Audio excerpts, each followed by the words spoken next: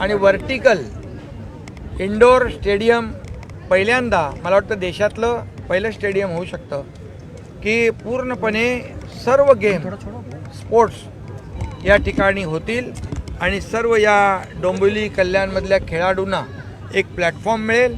त्यांच्यामध्ये असलेलं टॅलेंट जे आहे त्यांना त्या ठिकाणी जो काही प्लॅटफॉर्म लागतो तो देण्याचं काम या ठिकाणी आणि यातून चांगले खेळाडू अगदी राष्ट्रीय आंतरराष्ट्रीय पातळीवरचे तयार होतील अशा प्रकारचं हे वर्टिकल इंडोर स्पोर्ट्स स्टेडियम या ठिकाणी झालेलं आहे.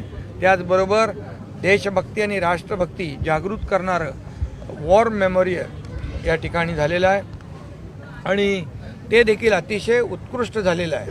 आणि देशासाठी लढणाऱ्या जवानांची एक ओळख आठवण चिरंतर राहिली पाहिजे यासाठी वॉर मेमोरियल देखील आपण जर पाहिलं तर एक तुम्हाला देखील सगळ्यांना प्रेरणा आणि ऊर्जा मिळेल. तिथे येणाऱ्या प्रत्येकाला प्रेरणा आणि ऊर्जा मिळेल. ते अतिशय उत्तम नमुना त्या ठिकाणी ज्यांनी कोणी केलेला आहे खासदारांच्या संकल्पनेतून ही कामं जी झाली आहे. सावित्रीबाई फुले नाट्यगृहाचं नूतनीकरण तेही आवश्यक होतं आणि यापूर्वी देखील अनेक कामं या ठिकाणी झालेली आहेत. काँक्रीटचे रोड झालेले आहेत, पिण्याच्या पाण्याची सोय झालेली आहे, या ठिकाणी अनेक प्रकल्प उभे राहिलेले आहेत आणि त्यामुळे हे आजचा प्रकल्प एक खऱ्या अर्थाने या काय म्हणतो आपण कल्याण डोंबिवलीच्या तुरा काय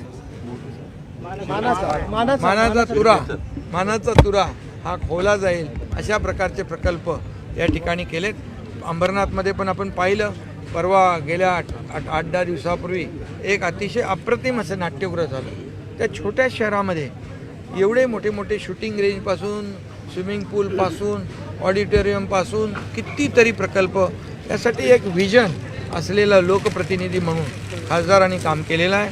मी त्यांचं मनापासून अभिनंदन करतो आणि भविष्यात देखील जी जी कामं या कल्याण डोंबिवलीमध्ये किंबहुना कल्याण लोकसभेमध्ये आवश्यक आहेत या सर्व प्रकल्पांना कधीही कुठेही निधी कमी पडू दिला जाणार नाही अशा प्रकारची व्यवस्था नक्की केली पाहिजे. म्हणून आता मला तर इकडे प्रचार करायला यावं लागलं नाही.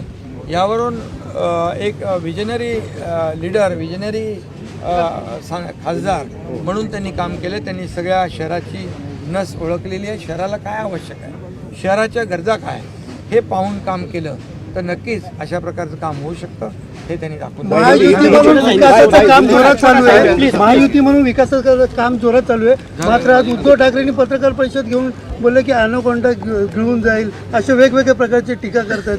अरे जे घराच्या बाहेर पडत नाहीत त्यांच्याबद्दल काय मला विचारता तुम्ही. आम्ही काम करणारे लोक आहोत, फील्डमध्ये उतरून लोकांना भेटून लोकांना मदत करणारे लोक आहोत आणि ज्यांनी कधी आता घरी बसलेल्या लोकांना कोण मतदार काय करतात